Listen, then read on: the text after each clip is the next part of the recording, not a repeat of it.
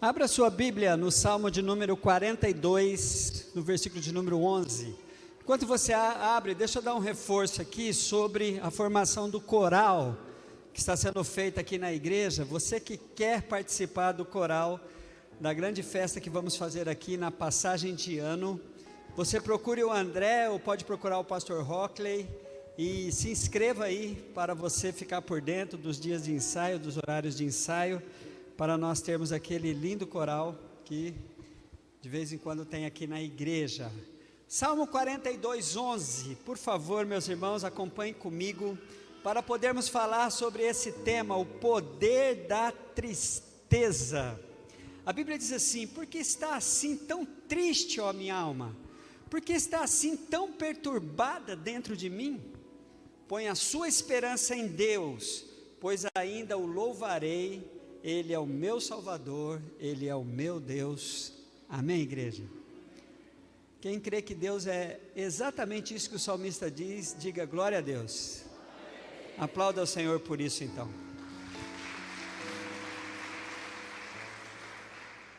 Eu tive uma experiência,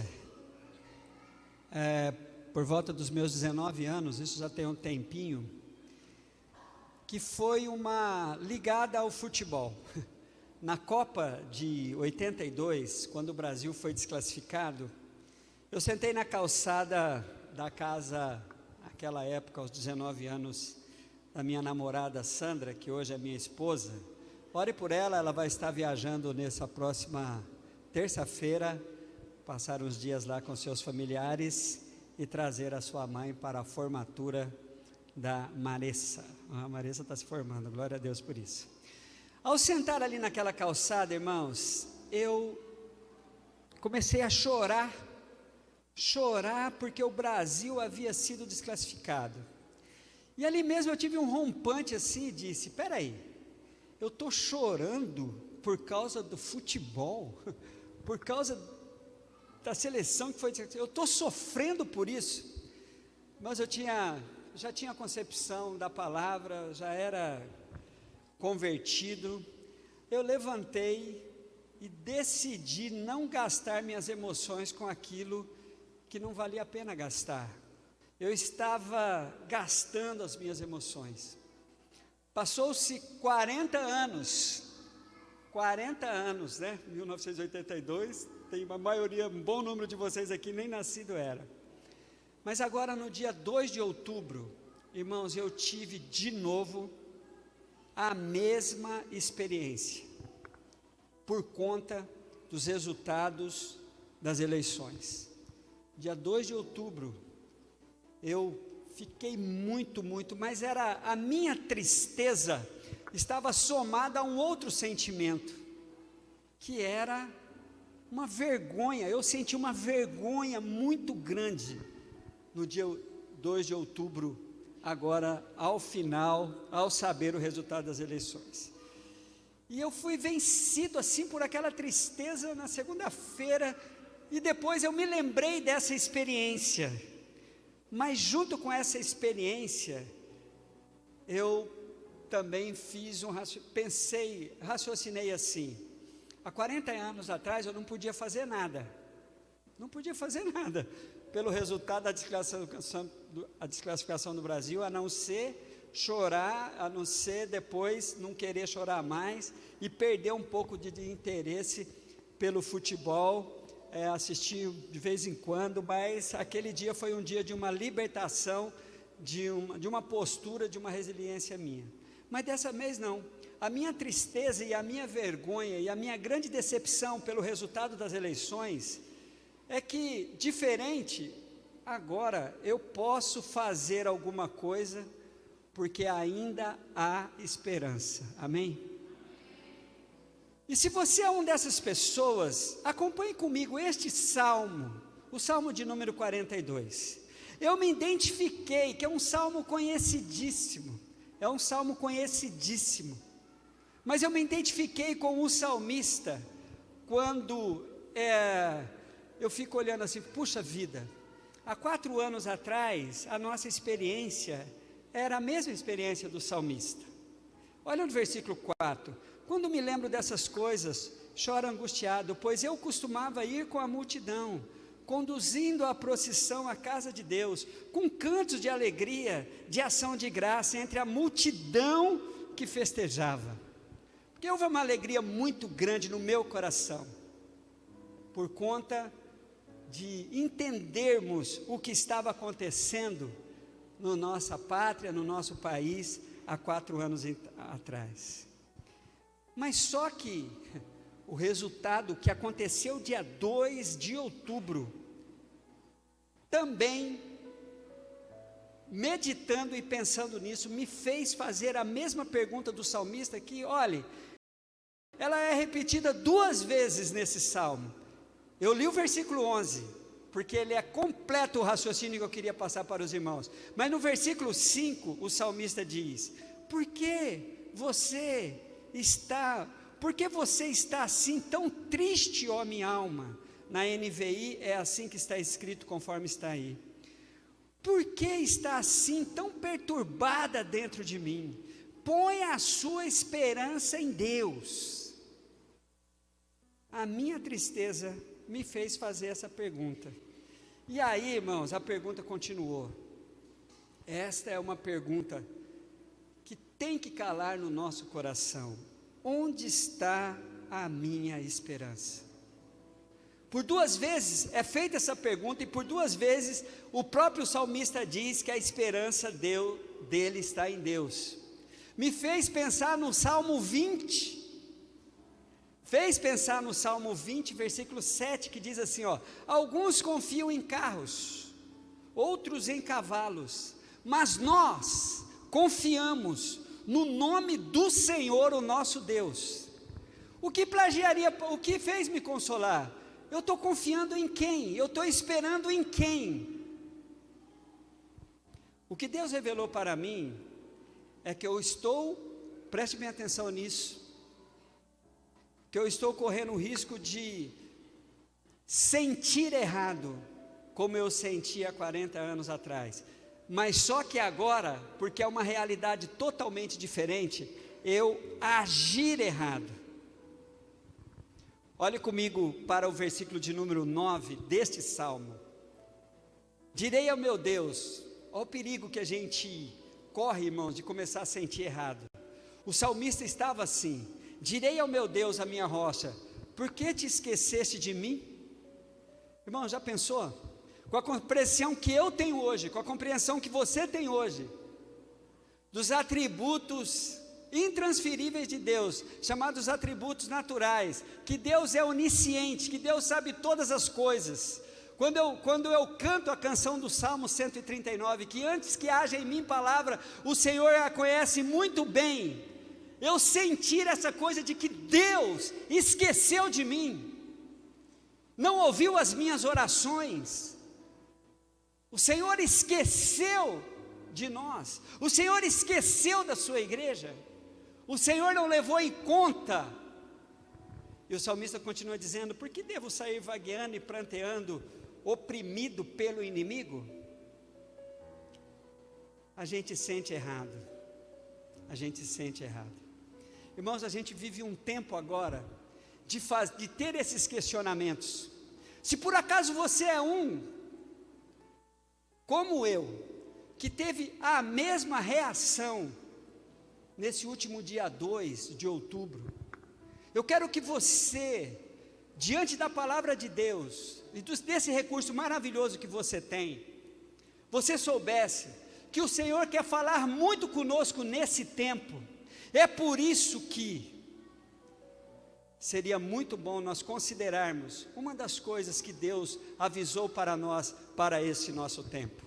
Abra sua Bíblia no livro de Mateus, no capítulo de número 24, quando Jesus está ali falando sobre os nossos tempos, que eu creio que já sejam os finais deles.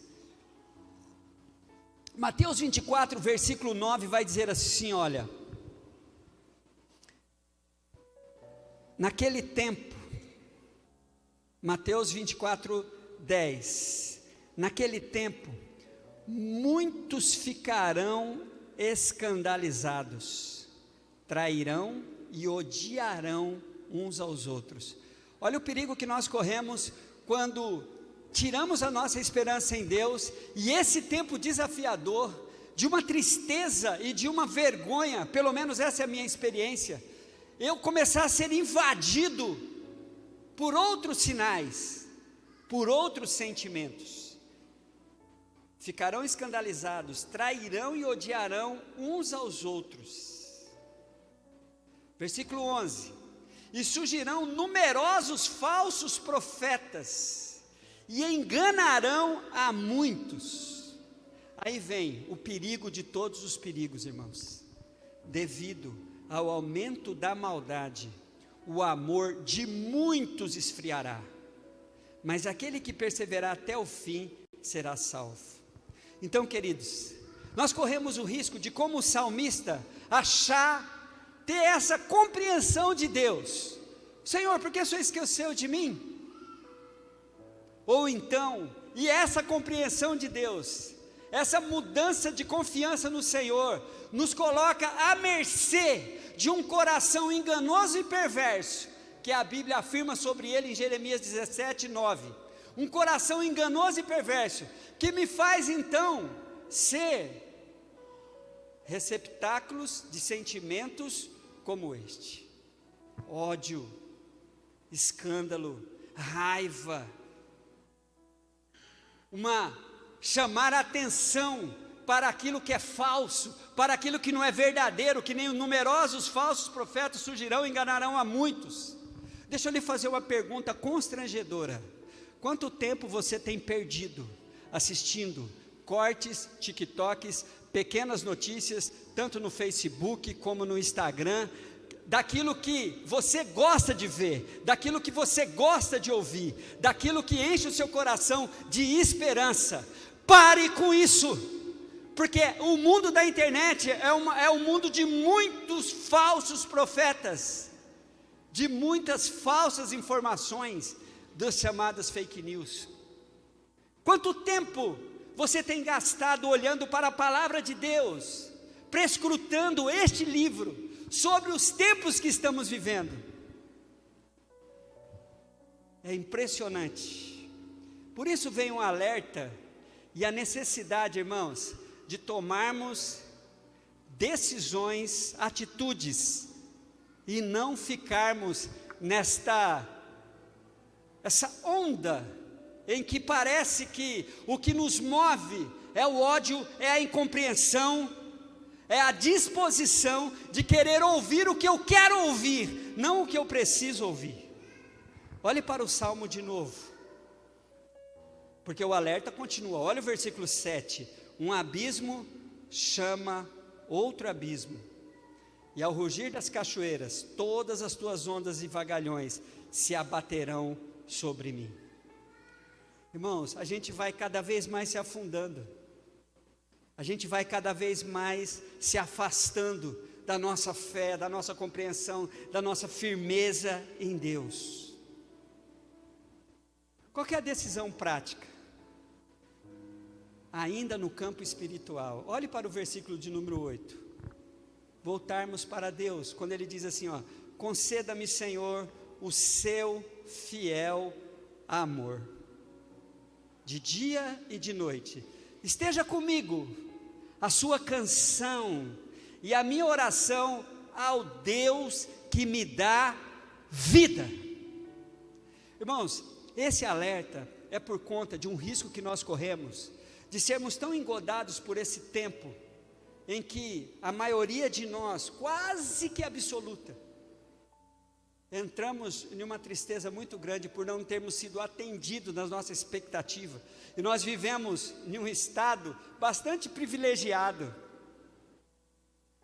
porque Rondônia, em sua maioria, há uma certa harmonia na preferência que Rondônia tem com relação à situação política do Brasil, que é a direita se manter no poder, pelo menos uma grande maioria, mais de 60%. E isso vai se refletindo nos pequenos grupos, até chegar nas comunidades, até chegar na nossa igreja. Mas aí, irmãos, a gente acaba sendo embebedado por isso. Sabe por quê?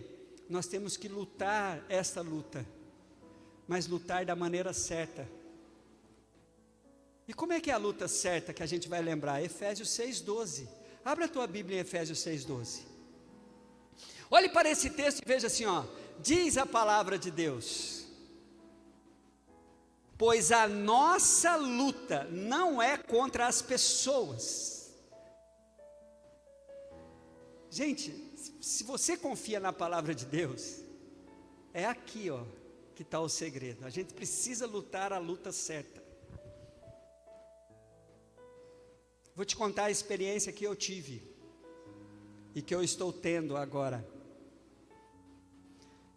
O meu coração está um pouco vacinado contra os sentimentos negativos com relação às pessoas que não pensam como eu, que não creem como eu. E eu fui ter uma experiência de conversar com essas pessoas. Conversei. Irmãos, a posição que eu tive, a experiência que eu tive é chegar no ponto e dizer assim: eu preciso respeitar, só respeitar, não concordo, não comungo.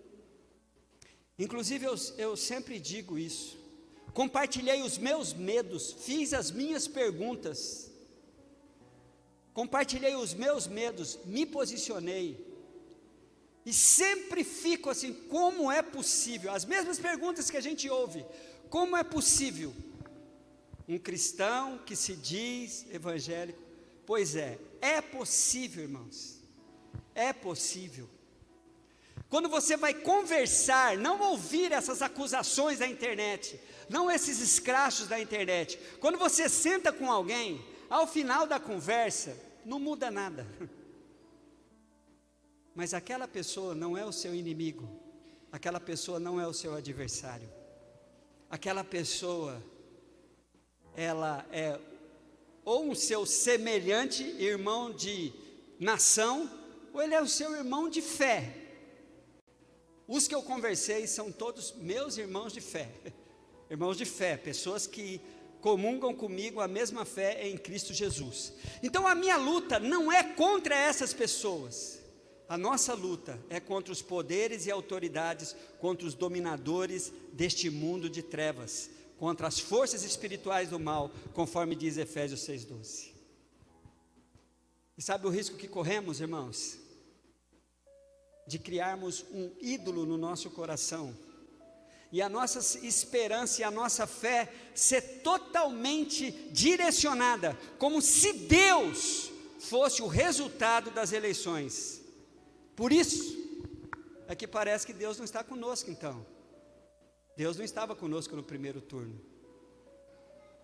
Aí nós somos tragados pela tristeza, e nós somos tragados pela vergonha, e somos dominados pela vibe da maledicência, das acusações.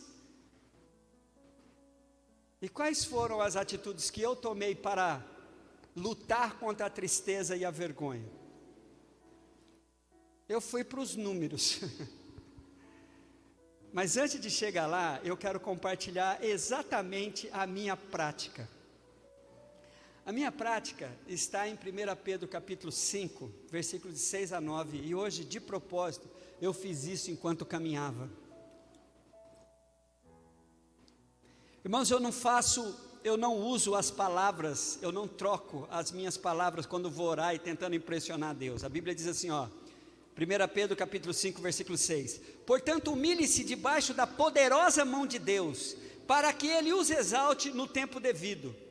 Lance sobre Ele toda a sua ansiedade, porque Ele tem cuidado de vocês. Sejam sóbrios e vigiem. O diabo, inimigo de vocês, anda ao redor como um leão, rugindo e procurando a quem possa devorar. Resistam-lhe, permanecendo firmes na fé, sabendo que os irmãos que vocês têm em todo o mundo estão passando pelos mesmos sofrimentos. Quando eu chego nesse ponto, que eu sempre repito aqui nos momentos das nossas intercessões, de lançar sobre Deus a nossa ansiedade, eu faço literalmente esse pedido aqui para Deus. Deus, eu quero lhe pedir em nome de Jesus, não permita que esse câncer chamado socialismo e a esquerda, na minha opinião, é um câncer, irmãos, na minha opinião, é uma doença, na minha opinião. Mas eu não chamo de doentes quem tem harmonia com isso, mas para Deus eu digo isso: Deus, em nome do Senhor Jesus, ouça a minha oração, não permita. Só que tem uma coisa, Deus não falou isso, mas eu falei assim: puxa, pena que o senhor não vai nas urnas, né? Porque se o senhor fosse nas urnas, será que o senhor ia me ouvir? Mas irmãos, eu peço para Deus desse jeito, quando eu lanço sobre Ele a minha ansiedade. Só que eu estou tendo uma experiência, por conta de estar buscando no Senhor, sabe?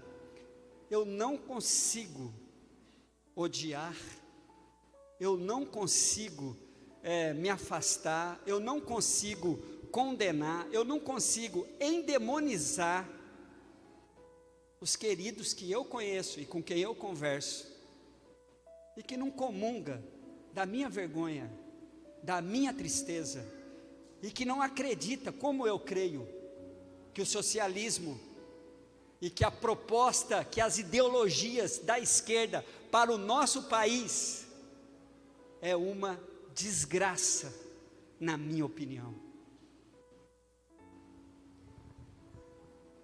Aí eu faço que nem o salmista, de novo no versículo de número 8: conceda-me, Senhor, o seu fiel amor de dia e de noite, esteja comigo a sua canção e a minha oração ao Deus que me dá vida.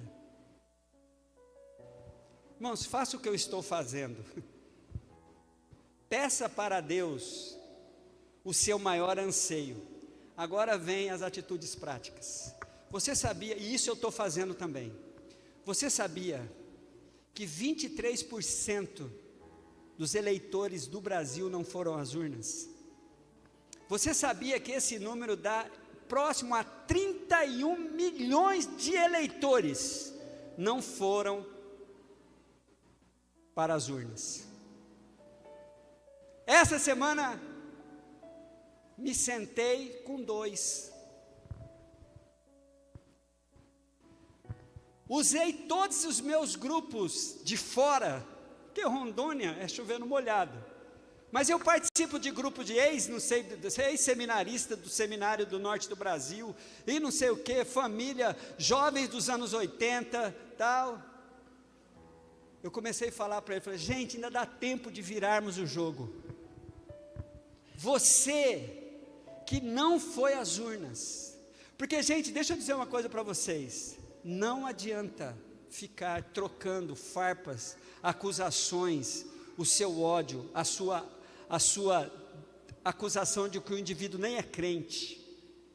Você conhecer alguns expoentes, alguns pensadores evangélicos que advogam a proposta do socialismo, do chamado socialismo progressista, que é o rótulo que eles dão, você não acredita. Fala: como que esse homem que entende tanto da Bíblia é favorável a isso? Eles têm alguns argumentos que você, talvez, se você não estiver preparado, ou você fala: vai de retro, Satanás, mas se você não vai falar, porque é um pastor que está falando, ou então você fala: sabe que é mesmo?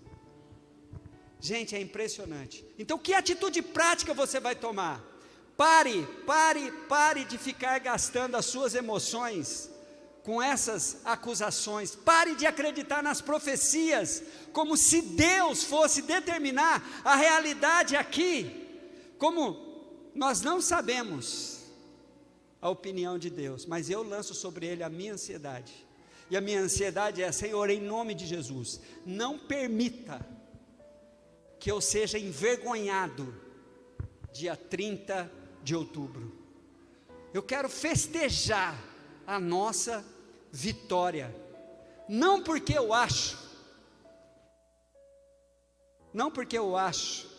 que é a solução, que é o salvador da pátria, é porque, irmãos, eu vou ficar com muita vergonha, eu vou ficar muito triste, depois eu vou ser curado de novo, se a esquerda voltar ao poder no Brasil. Eu vou ter vergonha de ser brasileiro. Então, em vez de você ficar trocando essas ferpas, mostrando, endemonizando, falando que não é crente, olha, você tem um universo, 31 milhões, entre esses 31 milhões, eu tenho certeza que você tem amigos que não foi às urnas, como eu tenho. E eu falei, peça a Deus. Aí o que você vai fazer? Agora eu quero que você preste atenção no que o pastor vai dizer. Sabe por quê, irmãos? Algumas pessoas falam assim, nós estamos orando pouco na igreja. Olha, a oração, você não sabe se nós estamos orando pouco na igreja. Não tem um programa de oração aqui, mas tem oração. Os crentes estão orando.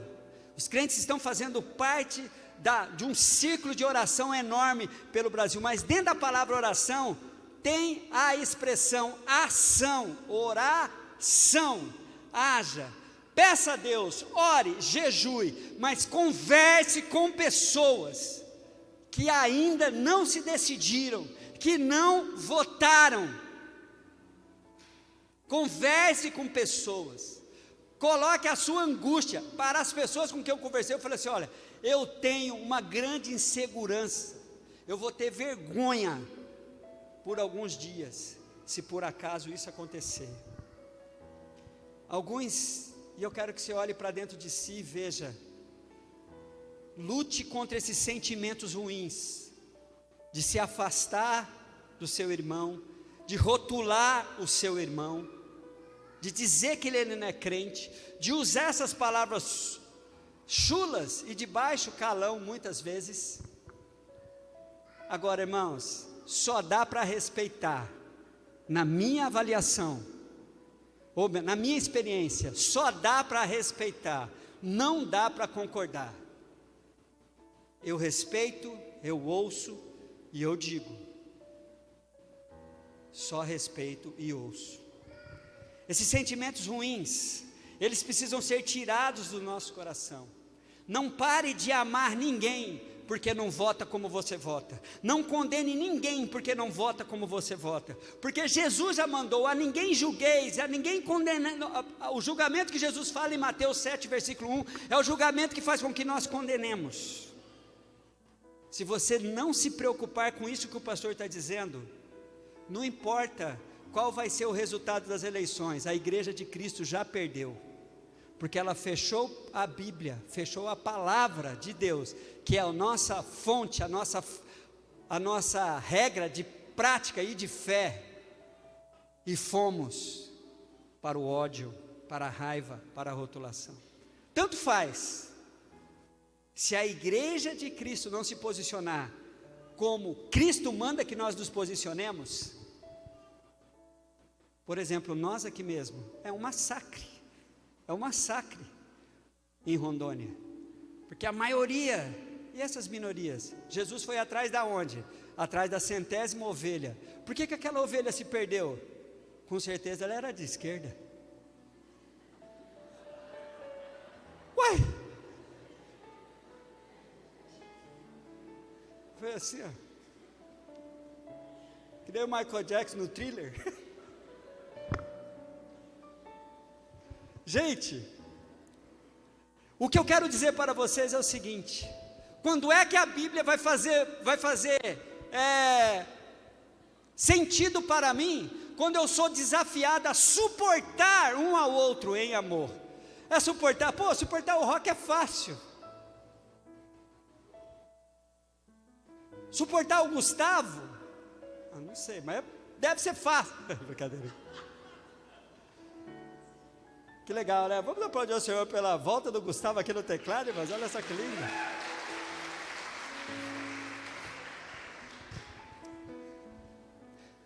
Suportar alguma... Agora, e o irmão que se diz que é de Cristo e é de esquerda? Aí que é o desafio bíblico. Eu tenho uma palavra para terminar aqui, irmãos. A Bíblia diz em 1 Coríntios 11, 28, examine-se cada um a si mesmo, Irmãos, veja se o seu coração não está sendo inundado eu preciso lutar para não cortar relações com alguns amigos meus na internet, nos grupos. Eu luto. Teve um grupo lá do Nordeste que eu não aguentei, eu tive que sair, Marcelo. Saí, velho. Ali não deu não. Ali não deu não. Mas o que eu queria dizer, irmãos, é que você tem que tomar cuidado. Até eu falei do Nordeste, não porque é do Nordeste, mas é porque o administrador é dos ex-seminários, ex-estudantes do Seminário do Norte. Eu sou um dos ex-estudantes do Seminário do Norte, que é no Nordeste, em Recife. Mas pegar todos os nordestinos, todos os 9 estados da região Nordeste, e segregá-los e acusá-los, nenhum nordestino deve ser alvo da nossa acusação. Nenhum nordestino, irmãos. Isso aprendi aqui, um dia que fomos exortados. Isso é xenofobia. Mas, irmãos, a gente não pode fazer isso. Sabe por quê? Porque Jesus não faria. Dá uma olhada nos grupos políticos que tinha naqueles 12 discípulos de Jesus. Você dá risada. Você conhecer Simão nacionalista, conhecer Judas Iscariotes, já era. O que nós vamos fazer, igreja? O que nós vamos fazer? Nós vamos orar. Nós vamos pedir, nós vamos lançar sobre Deus a nossa ansiedade. Só que nós vamos agir. Quantas pessoas você conhece que não foi às urnas? Quantas pessoas? Quantas pessoas que você sabe que não foi porque não quis ir? Ou então que votou nulo, votou branco? Porque conscientize essas pessoas, fale para elas do seu anseio. Nós vamos ser mais eficazes, e Deus pode realmente começar a olhar para a igreja e não ver essa igreja rancorosa, essa igreja segregadora, essa igreja idólatra, que está confiando mais no resultado das eleições do que no Deus do universo. Eu vou continuar pedindo para Deus, irmãos. Eu quero que dia 30 de outubro, nós continuemos essa sequência que a nossa nação está, com muitos erros, com muitos defeitos,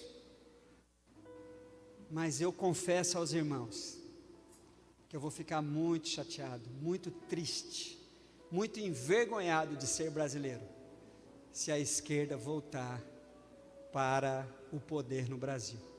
Vou fazer o que estiver ao meu alcance, além de continuar orando para Deus, e quero estimular você, não tente convencer ninguém que já decidiu, vai atrás de quem está indeciso. Agora eu quero convidar você a ficar em pé e nós fazermos um clamor aqui, para Deus atender o anseio da maioria aqui. Junto com isso eu quero fazer um pedido de perdão aos pouquíssimos irmãos, que fazem parte da nossa comunidade aqui e se sentem ofendidos por uma palavra que nem essa. Essa palavra não foi uma palavra ofensiva, mas eu quero dar uma palavra para você, meu irmão e minha irmã. Reveja o seu conceito na palavra de Deus, não motivado pelo ódio, não motivado pela decepção. Mais de 10 milhões de brasileiros estão decepcionados com o que aconteceu durante esses 4 últimos anos, porque nós tivemos 53 milhões de eleitores, agora baixou, não é? Então eu quero que os irmãos saibam disso. Eu não estou ofendendo vocês, mas eu queria que você revesse o seu conceito diante da palavra. O que a palavra de Deus diz? Por que o pastor nunca falou de política? O pastor nem é disso. Mas irmãos, a minha alma estava abatida. Na verdade, eu estou contando um testemunho aqui. Como eu sou pastor, eu precisava contar esse testemunho. Por que está abatida a minha alma? Por que você está tão angustiado assim?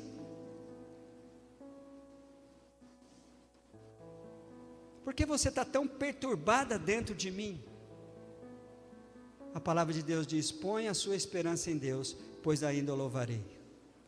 Baixa a sua cabeça. Faça o seu clamor aí pela nossa nação, que eu vou fazer o meu. Deus, em nome de Jesus, em nome de Jesus, eu quero te clamar aqui agora, mais uma vez, como eu tenho feito nesses dias, lançando sobre ti a minha ansiedade.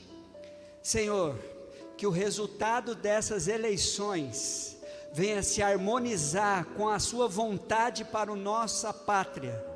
E eu quero pedir em nome do Senhor Jesus, eu espero muito, ó Deus, que a sua vontade seja aquilo que vai trazer uma grande alegria para a maioria desta igreja. Esta igreja, ó Deus, junto com o seu pastor, em sua maioria, quase absoluta, eu louvo a Deus pelos queridos que não pensam como nós. Eu louvo a Deus, eu te louvo a Deus por aqueles que o Senhor tem também como filhos, como filhas, como servos, como servas suas. Que o Senhor alcance os seus corações. Mas agora, ó Deus, eu quero te pedir que o Senhor traga, ó Deus, uma conscientização para esses mais de 31 milhões de brasileiros que não foram às urnas, que eles neste dia 30 de outubro tomem a decisão que vai trazer uma grande alegria para a sua igreja no Brasil. E essa alegria, ó Deus, é que permaneça, é que a direita vença, e nós vamos estar orando, como sempre oramos, pelo presidente Jair Bolsonaro. E nós queremos lançar sobre ti a nossa ansiedade, e a ansiedade da maioria dessa comunidade aqui, é a mesma que a minha, é a mesma que a minha, da maioria. Nos dê amor, nos dê compreensão, e em nome do Senhor Jesus, se o seu Santo Espírito convencer pessoas aqui nessa noite, de precisar pedir perdão para quem ele ofendeu, de pedir perdão para pessoas que foram ofendidas com acusações, com condenação, com rotulação, que o Senhor o faça, ó Deus, que o Senhor o faça, toque nos nossos corações. Eu quero, em nome do Senhor Jesus, como representante dessa igreja, pedir perdão para aqueles que foram ofendidos por atitudes que não devíamos ter tomado como igreja, por reações nas redes sociais que tivemos e não deveríamos ter como igreja, que ações individuais, acusadoras, cheia de ódio, cheia de raiva, que resultou em um pecado nosso, que o sangue de Jesus nos perdoe e nos purifique de todo pecado. Enche o nosso coração de amor, ó Deus, enche o nosso coração de compreensão, enche o nosso coração de respeito. Mas agora, junto com a maioria que eu quero te pedir, ó Deus, que dia 30 de outubro, o Senhor nos dê a vitória nas urnas, para a honra e glória do seu poderoso nome. Amém e amém. Vamos aplaudir ao Senhor, queridos.